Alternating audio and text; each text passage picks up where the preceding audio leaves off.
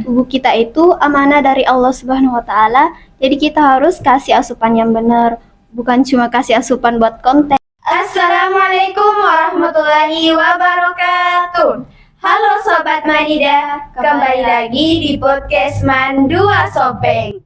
Kembali lagi bersama saya Aura Aryati selaku host pada edisi spesial Ramadan pada kali ini.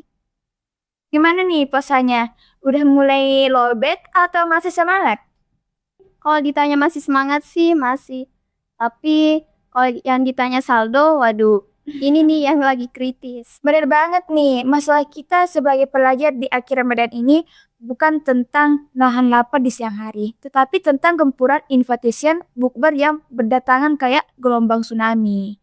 Mulai dari teman SD, SMP, SMA, tempat bimbel, eskul, semuanya itu bergempuran minta didatengin.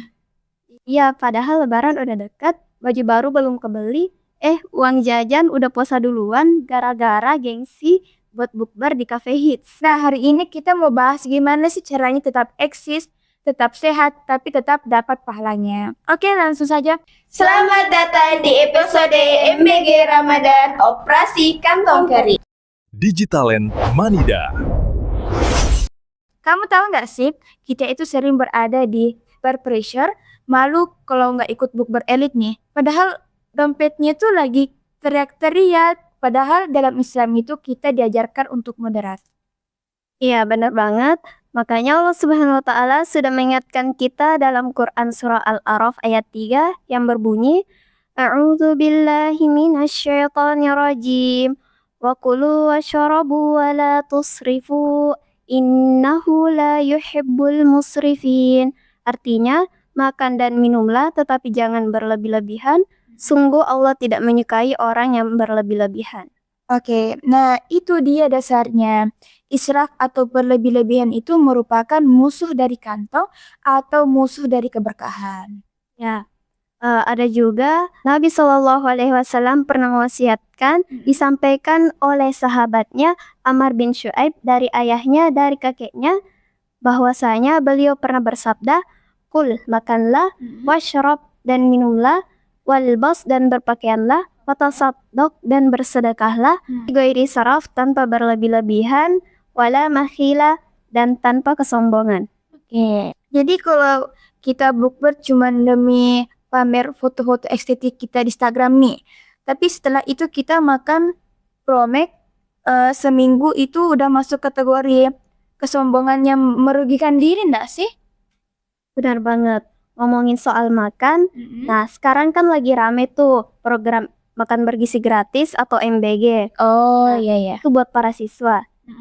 Ini sebenarnya bisa jadi inspirasi cerdas buat kita-kita.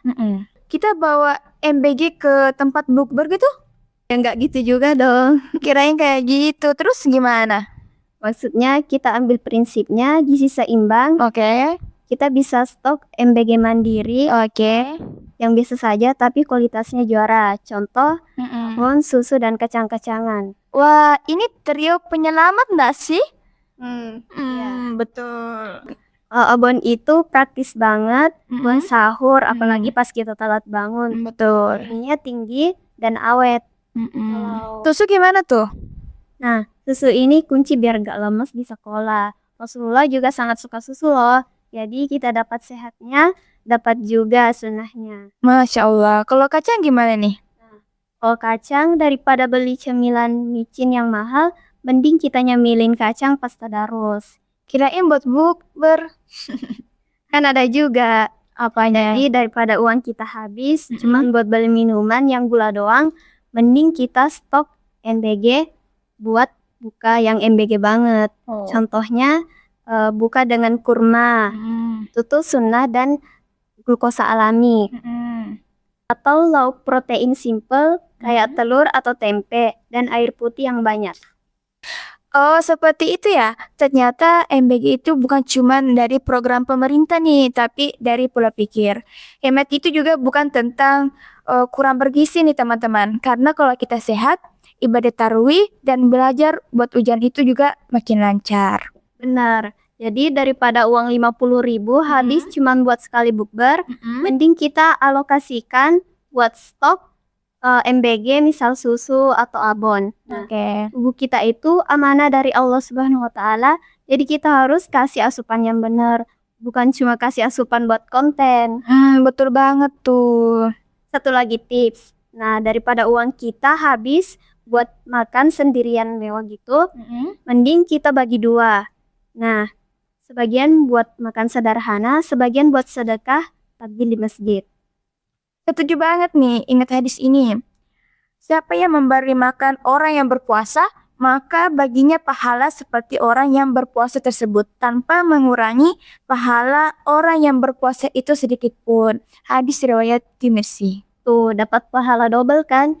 Jadi perut kenyang dengan menu bergizi, dompet tenang, dan tabungan akhirat pun nambah. Wah, Masya Allah. Jadi kesimpulannya itu di sini, jadilah siswa yang keren karena imannya dan kecerdasannya yang mengolah kebiasaan.